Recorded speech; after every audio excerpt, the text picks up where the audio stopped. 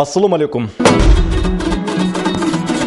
Советтік адам уырдабайт, советтік адам жалған айтпайт, советтік адам бирөөнүн акысын жебейт деп айтылып келген советтік Кыргызстан, эгемендүү Кыргызстанга айланганда мамлекет өлө тонолдуга чиркен.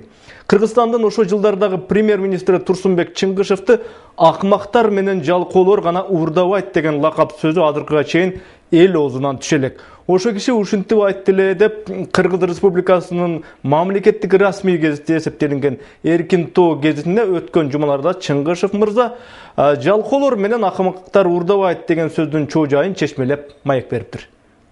Премьер-министр болуп турганда сиздин атыңыз акмактар менен жалкоолор гана жебейт деген сөзгө абдан байланбадыбы? Бирок муну сиз эмес башка бирөө айткан дешет. 1992 жылдын аягында коррупция абдан өстү деген сөз күчөгөн. Ошондо биз атайын өкмөттүн жыйынын өткөргөнбүз. Ошол жыйын болот дегенден бир күн мурун кечинде андагы КГБнын төрагасы генерал Анарбек Бакаев келип, жолдош премьер-министр, элдин арасында коррупция абдан күчөп кетти. Акмактар менен жалкоолор гана жебейт деген сөз бар экен деди. Эртеси күнү биз коррупцияга каршы күрөш боюнча терең иш-чара өткөргөндө көптөгөн күч структуралары өздөрүнүн отчетторун беришкен. Жыйындын жыйынтыгында мен айткам, урматтуу өкмөт мүчөлөрү, менин угушума караганда элдин арасында ушундай сөз бар экен. Эл айтып жаткан жалкоолор менен акмактар гана уурдабайт деген сөздү бизге карата өкмөт мүчөлөрү, бийликтегилер уурдайт деп айтып жатышат деп түшүнүшүбүз керек. Биз коррупцияга каршы катуу күрөш жарыялашыбыз керек деп айткам. Эртеси журналисттерге кудай берип, бул сөздүн автору Чыңгышев деп жайышты. Жалкоолор менен акмактар гана уурдабайт деген сөз орус классиктеринин чыгармаларында мурда эле жазылган. Муну Бакаев деле ойлоп чыгарган эмес. Мени болсо ортодон классик кылып салышты. Эми чынында кеп ким айтты, айтпады, деди, дебеди дегенде деле эмес. Айтса айткандыр, айтпаса айтпаган чыгар. Маселе мамлекеттик деңгээлдеги уурлук бизде барбы, жокпу? Коррупция бизде көппү, азбы? Мына ошондо. Адам бай болсо, байыса мунун эмнеси жаман?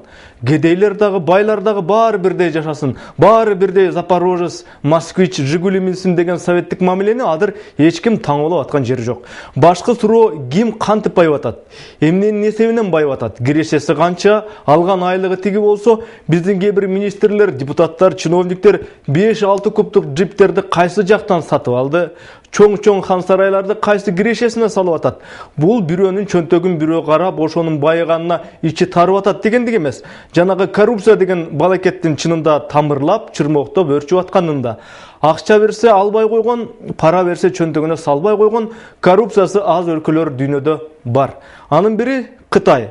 Коммунисттердин өлкөсү деп көбү Кытайды жеп көргөнү менен элдин акысын жегендердин колун кескен, өлүм жазасына тарткан мыйзам балким бизде дагы иштесе, коррупция тыйылат беле деген ой келет. Кытайда паракорчулук менен кармалган кишиге эң жогорку өлүм жазасы берилет. Мындай чара коррупцияны толук жоюп жибербесе дагы, бул кандайдыр бир натыйжа берип келет. Жазанын мындай түрүн колдонууда Кытай дүйнөдө биринчи орунда турат.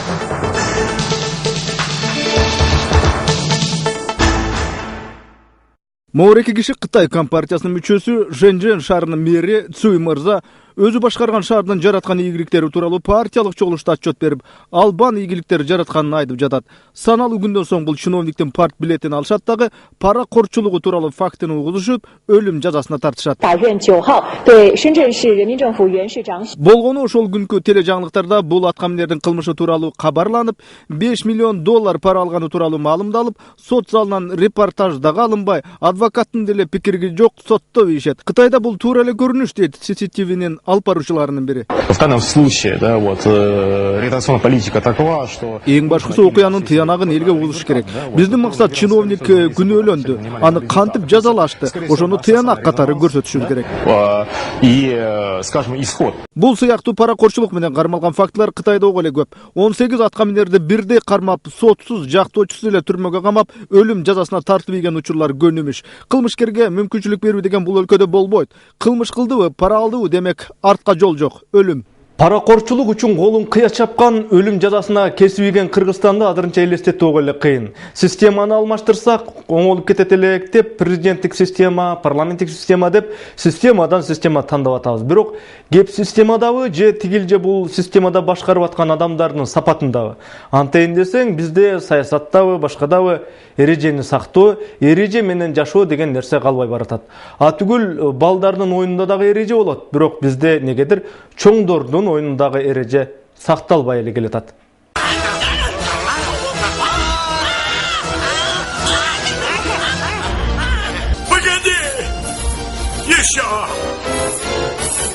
Еще! Еще! Еще! Дальше! Пощади! Довольно! Помогите! Спасите!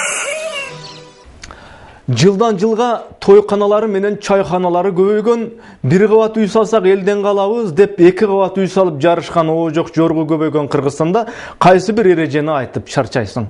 Коррупция менен күрөш кантип токтойт, качан токтойт? Анын токтой турган так күнүн, саатын, секундун айтыш албетте кыйын. Бирок кыргыз түшүнө тургандай, кыргыздын мээсине жете тургандай кылып бир нерсени так айтса болот. Убал деген нерсе бар. Ар нерсенин убалы болот. Элди кордосоң элдин убалы, жерди кордосоң жердин убалы, чөптү кордосоң чөптүн дагы убалы болор экен. Кудай байганга, бай болгонго жеткирсин. Байларыбыз көп болсун ылайым. Бирок убалды дагы кошо ойлоно жүрсөк. Саламатта калыңыздар.